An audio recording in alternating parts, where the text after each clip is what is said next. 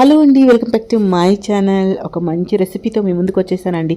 అదేంటంటే మనకి ఇడ్లీకి దోశల్లోకి తినే ఈ చట్నీని మీకు చూపిస్తున్నానండి. అంటే దీంట్లోకి నేను ఎటువంటి ఆనియన్స్ కానీ అలాగే టమాటో కానీ తర్వాత కొబ్బరి కానీ యూజ్ చేయలేదండి.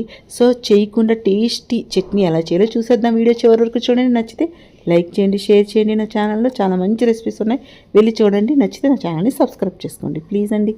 దీనికోసం ముందుగా స్టవ్ పైన ఒక ప్యాన్ పెట్టుకుని దాంట్లో నేనైతే చాలా తక్కువ ఆయిల్ యూజ్ చేస్తున్నానండి. 1 టీ స్పూన్ ఆయిల్ వేసాను దాంట్లోకి.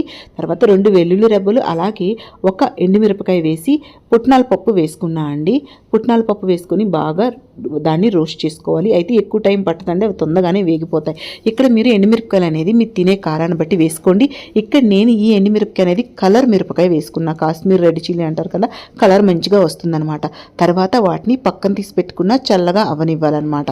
అవి చల్లగా అయ్యాక వాటిని మిక్సీ జార్లో వేసుకొని దాంట్లో కొంచెం చింతపండు, మీరు టేస్ట్కి తగ్గ సాల్ట్ కూడా వేసుకొని కొంచెం వాటర్ వేసుకొని మిక్సీ పట్టుకోవాలండి. ఇలా మీరు మిక్సీ చేసుకోవాలన్నమాట. చూసారు కదా, నేను ఎండుమిరపకాయ అనేది కలర్ వేయడం వల్ల కలర్ వచ్చిందనమాట.